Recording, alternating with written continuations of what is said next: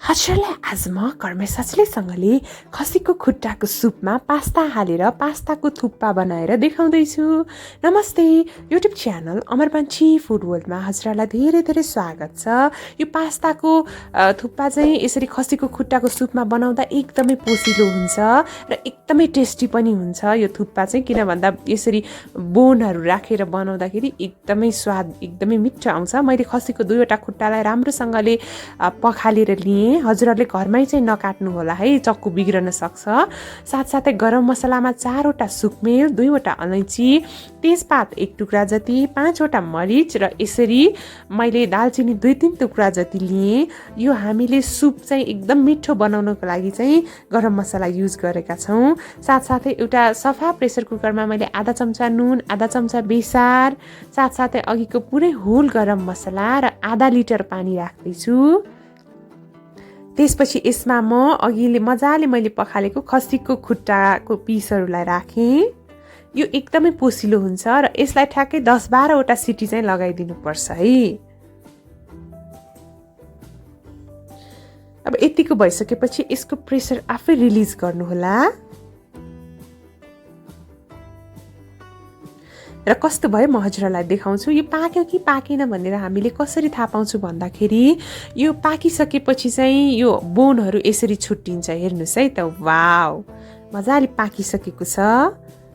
अब चाहिँ म थुक्पा बनाउन जाँदैछु। सुरुमा मैले यो मटनको लेग पिसहरूलाई चाहिँ मटन सुपबाट छुट्याएँ यसरी।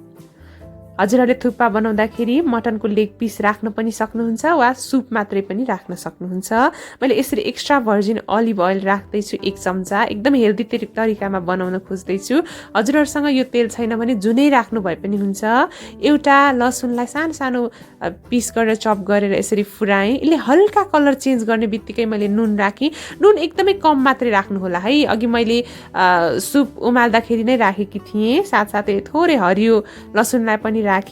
हजुरहरूसँग हरियो लसुन छैन भने युज नगर्नु भए पनि हुन्छ, तर राख्यौँ भने एकदमै टेस्टी बन्छ। यसले हल्का मात्र कलर चेन्ज गर्ने बित्तिकै मैले डार्क सोया सस राखेँ 1 चम्चा, रातो र पाकेको गुलभेडा राखेँ एउटा, र साथसाथै 2 चम्चा केचपलाई राखेँ। हजुरहरूले सस आफूलाई जुन मनपर्छ त्यही राख्न सक्नुहुन्छ है, यही राख्नुपर्छ भन्ने चाहिँ छैन। र मैले चाहिँ यो हेल्दी थुक्पा भएकोले धेरै पिरो चाहिँ हालिनँ र यसरी पास्ता हब्सलाई पनि राख्दैछु। हजुरहरूसँग छैन भने नराख्नु भए पनि हुन्छ, तर यो राख्यौँ भने एकदमै टेस्टी बन्छ। 7 चम्चा जति पानी राखेर यसलाई मजाले म ग्रेभी बनाउँदैछु। वाउ, हेर्नुहोस् है त कति मजाले तयार भइसकेको छ।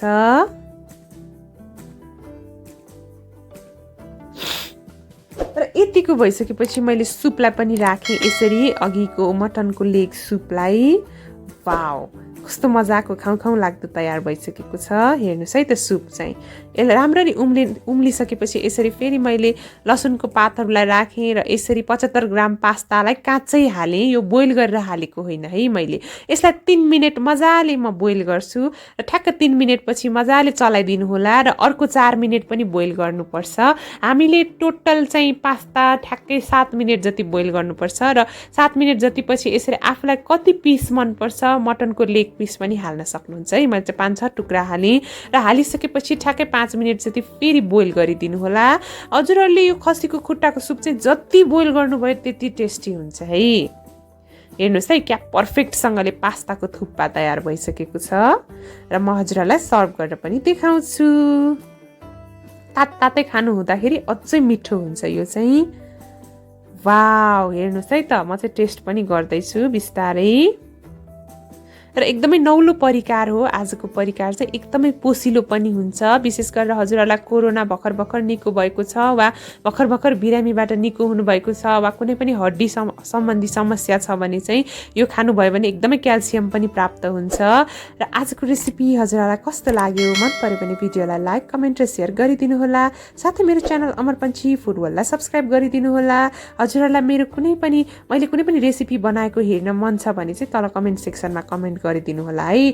Have a nice day. Goodbye.